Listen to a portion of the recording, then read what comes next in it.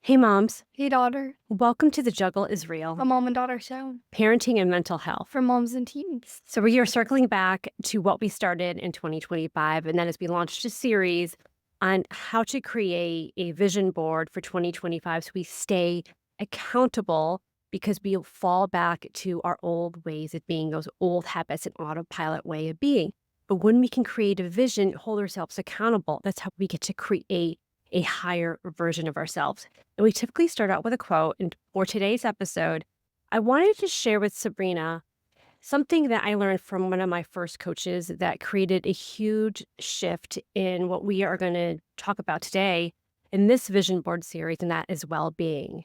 And so, Sabrina, I want to share it is a piece from Debbie Ford's book. It's called The Dark Side of the Light Chasers. Okay, and this is about the castle. And this is about inner child work, okay? So I want you to imagine yourself as a vast castle with long hallways and thousands of rooms. Every room in the castle is perfect and holds a special gift.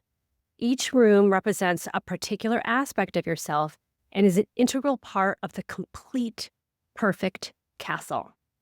As a child, you explored every inch of your castle without shame or judgment. Fearlessly, you ventured into every room to discover its treasures and understand its mysteries. You entered each space with love, whether it was a bathroom, a bedroom, a utility room, or a basement. Every room was unique. Your castle was filled with light, love, and wonder. But one day, someone came to your castle and told you that one of your rooms was not good, that it certainly did not belong in your castle. If you wanted a perfect castle, they said, you'd better close off that room. Wanting love and acceptance, you quickly closed the room. Time passed and more people visited your castle. They all had opinions about the various rooms, telling you which ones they liked and which ones they didn't. Gradually, you began to shut more and more doors. Your beautiful rooms were closed off, no longer letting light in, and they faded into darkness. From then on, you continued closing doors for various reasons. You shut doors because you were afraid or because you thought the rooms were too extravagant. You closed off rooms that were too modern or too old-fashioned. You even closed doors because those rooms didn't exist in other castles. Religious leaders told you not to dwell in certain rooms, so you closed those doors as well. Every door that led to something that didn't meet societal standards or your own ideals was shut. The days when your castle seemed endless and your future exciting and bright were gone. Rooms you once took pride in, you now wished would disappear. You tried to find ways to get rid of them, but they were part of your castle. After you had shut doors to several rooms you didn't like, time passed. And one day you simply forgot those rooms existed. At first you didn't realize what you were doing when you closed the rooms. It gradually became a habit. As everyone gave you different messages about how a beautiful castle should look, it became easier to listen to them than to trust your own voice, the voice that loved the entire castle. By closing those rooms, you began to feel safe. Soon you found yourself living in just a few small rooms. You had learned to shut life away, and you felt comfortable doing so. Many of us closed so many rooms that we even forgot we were ever a castle. We just assumed we were a small cottage and 2 bedrooms and in need of repair. Now imagine that your castle is a place where everything about you exists, both good and bad, and that every aspect that exists on this planet lives within you.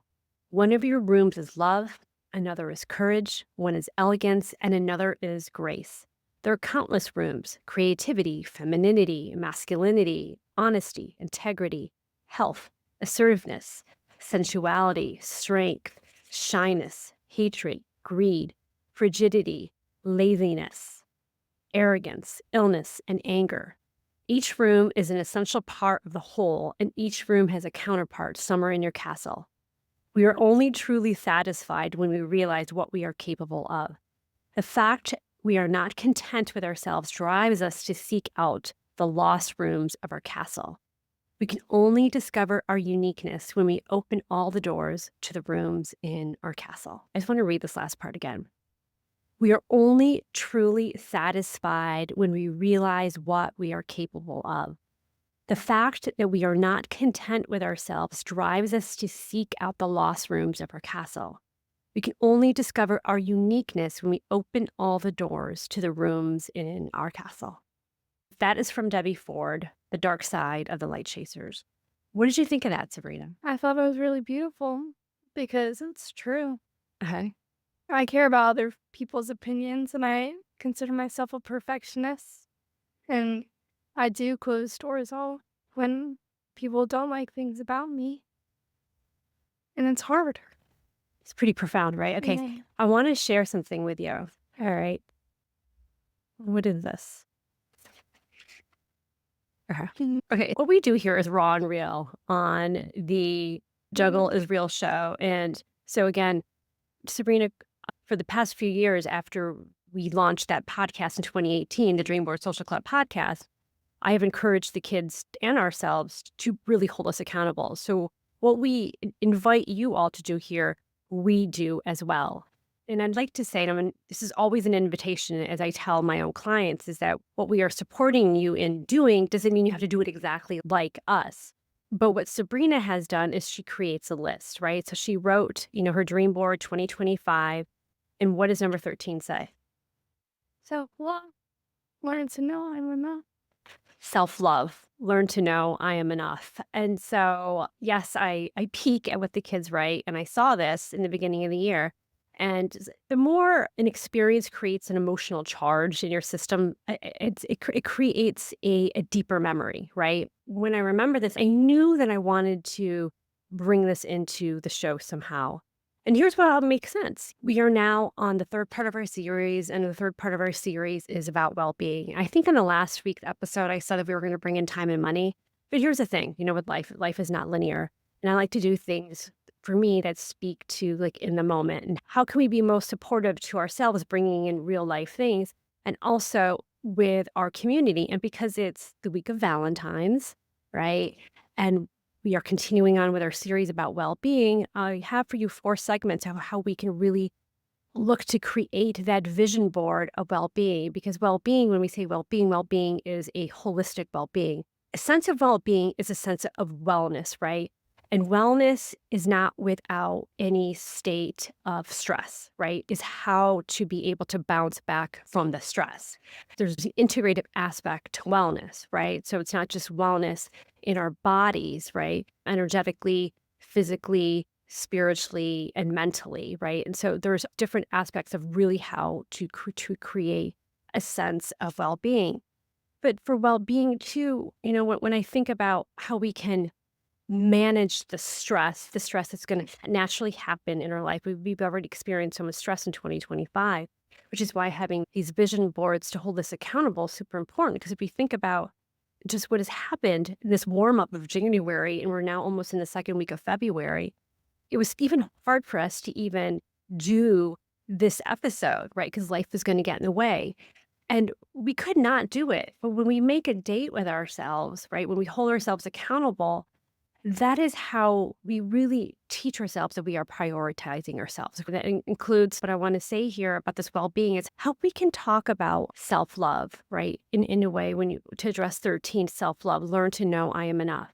And so why I brought in that piece with Debbie Ford, that's something that one of my first coaches, Madeline Moon, had me do. And she explained it in a way where it was like, you have these rooms, and one's yellow and one's purple and one's green and one's blue, and one's neon pink. And then you have a friend come over and they'll say, oh my God, your house would be amazing if it didn't have that hot pink room. So then you lock the door and you can repeatedly do all that stuff until all of a sudden you forget about that stuff. Mm-hmm.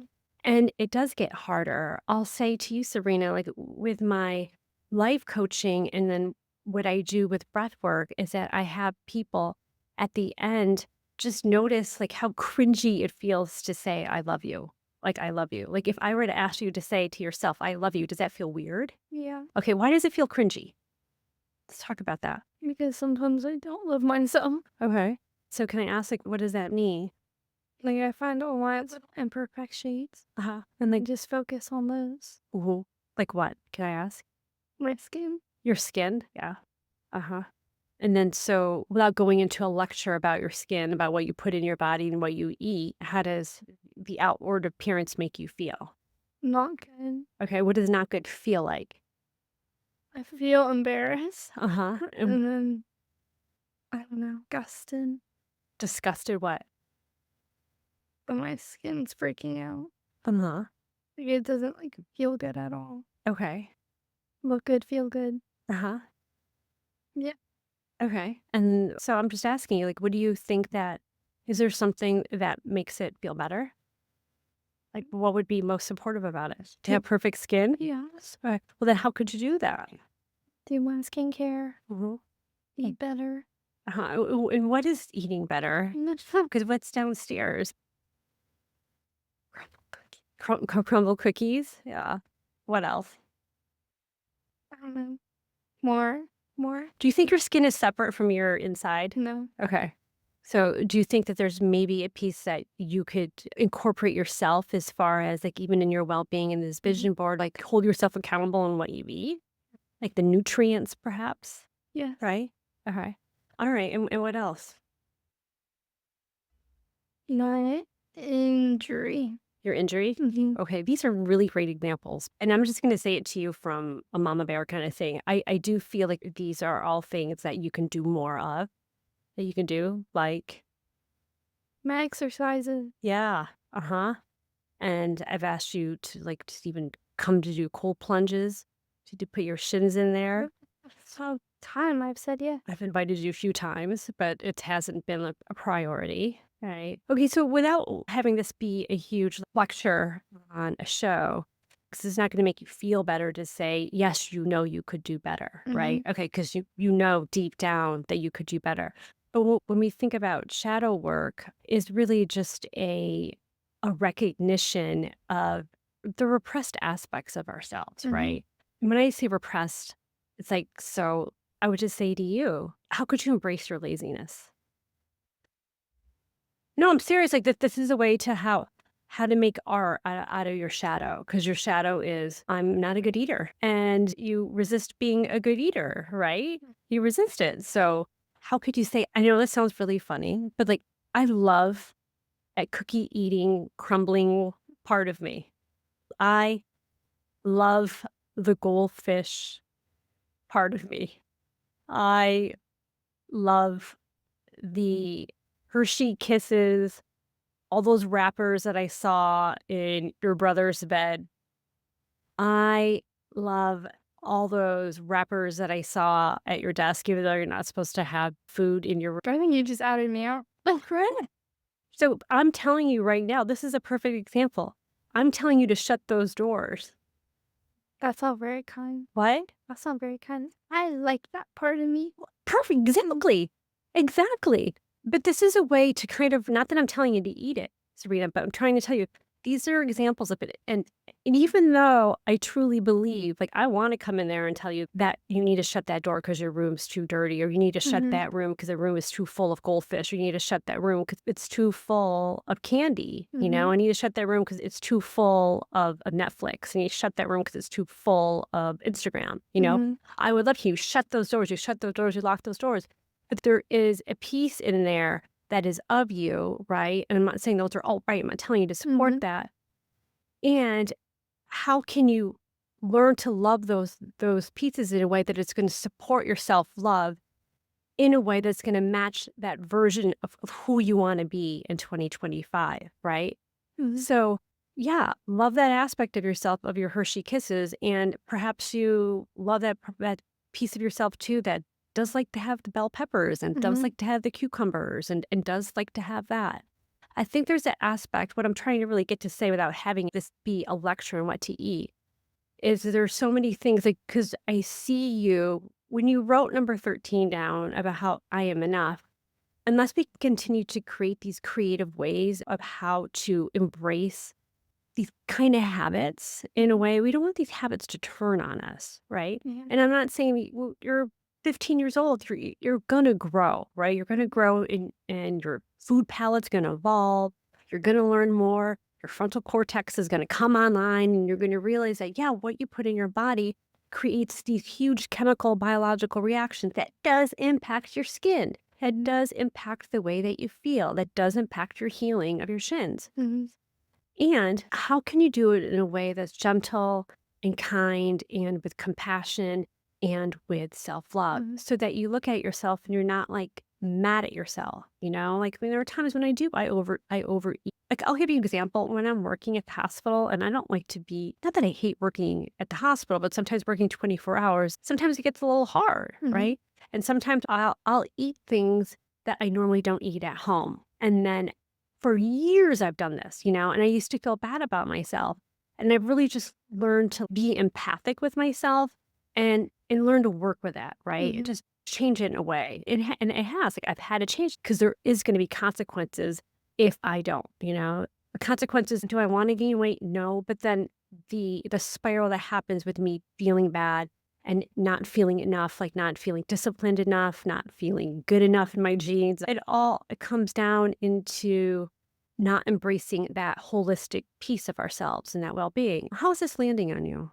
Does the shadow work piece kind of make sense to you? Like these Yeah. repressed pieces of you? And the skin, I think that's like a easier thing to talk about. I'll give you an example of something that I repress about myself. I mean, I'm kind of alternative. You know what I mean? Like I grew up Catholic. I married an Irish Catholic boy, raised my kids Catholic, and I practice astrology. You know, and that's like a repressed piece because I know that some people think it's totally pseudoscience. Mhm. It's weird. You look at me sometimes, like all I do is like read sun horoscopes, which is not astrology, by the way. And I really have to look at that to myself, you know, when people look at me, I'm 51 years old. We're going to continue to have people, society, and continue to have like these situations. We're going to create self doubt. And this is why, for this well being, really what I want to talk about is yes, you know, your physical aspect of moving your body is super important. Your emotional wellness, yes, is absolutely so important. Your spiritual well being, knowing that you are so connected to a higher power, is so important. But our mental health, our mental well being is so supportive because without really understanding how to work with our thinking, we self sabotage and will create a sense of not feeling whole, complete, of number 13, learn self love. I am Mhm. enough, right?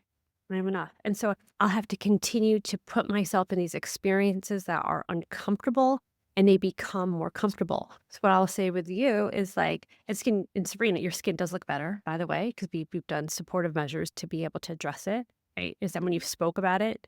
And hopefully now you're gonna eat better because I'm not telling you to not eat cookies. I'm not telling you to Mhm. not do that. I'm telling you to think about what you Mhm. put into your system because Mhm. what you put in your system contributes to that. It's not siloed, it's not separate. Okay. Really start to recognize you not feeling enough. How could you recognize that? So we've covered two segments already. Mhm. One, what well-being means, Mhm. holistic and integrative well-being.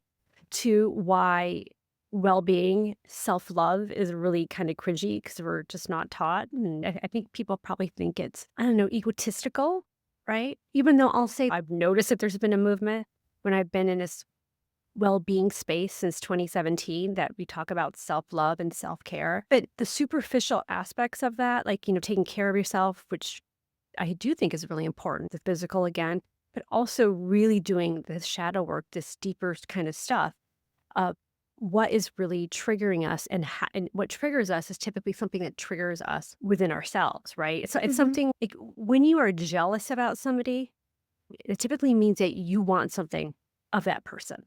And then you get to start to do the work on that because we are everything.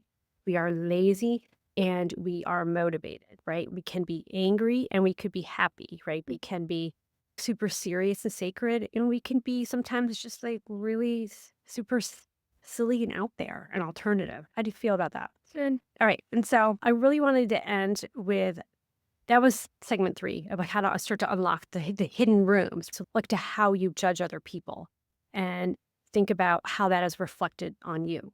All right, so the last one, how I wanted to end today was do this I love you experiment. You could. Okay, name something that bothers you about yourself. Okay, so I'll say your skin. Mhm. Can you say to yourself and to our listeners that I love that part of me that hates my skin? I love that part of me that hates my skin. Say it again, just because I know it feels uncomfortable. I love that part of me that hates my skin.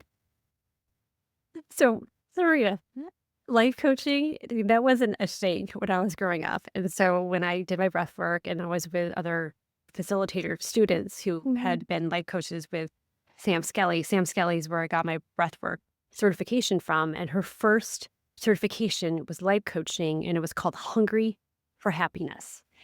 And it was one of these exercises that she had the coaching students do was sit in front of a mirror naked and say, "I love you," those parts of you that you hate. It was super cringy, and then I really over the time, it has evolved. I mean, I used to never be able to leave the house without putting makeup on, and half the time we record, I'm not even showered. And I think the more and more we get uncomfortable doing those uncomfortable things, we get more comfortable with ourselves. Oh, wait, let's do another one. What's something else that you don't like about yourself? When I overshare. Oh, okay.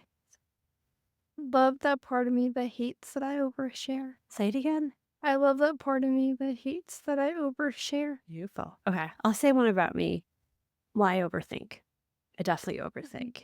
I love that part of me that overthinks. I love that part of me that overthinks. I love that part of me that overthinks. I love that part of me that fears that people will think that I'm weird that I do astrology. Mhm. I love that part of me that fears that people will judge me for practicing astrology. Give me another one. Another one? Yeah, one more. Um, What's your shadow? I love that part of me that I love that part of me that wait, this is making sense in my head. What part don't you like? What room don't you like? That, people care. Like, Okay. I care what people care. Okay. You love that part I that love cares what people care yeah, that. because that means that I think that shows that you're aware. Mhm. But then you just have to create boundaries. We all have that piece, right? So that's what we have for you today. Please consider to do this challenge for your vision board for well-being. Consider looking into reflecting on what is in your locked room and creating a challenge to yourself saying, I love that part of me. I love that part of me that you locked away. And please rate, review, subscribe to our show, whether you are watching us on YouTube. That really, really helps with the visibility. And subscribe and rate on any podcast platforms that you listen to it. That again helps with our visibility. And please comment and let us know if this is helpful, this is supportive, and anything else that you would love for us to bring to the show. So next week, we are going to finalize our 4-part series and we're going to talk about all things time and money. Thanks for being Yay. here.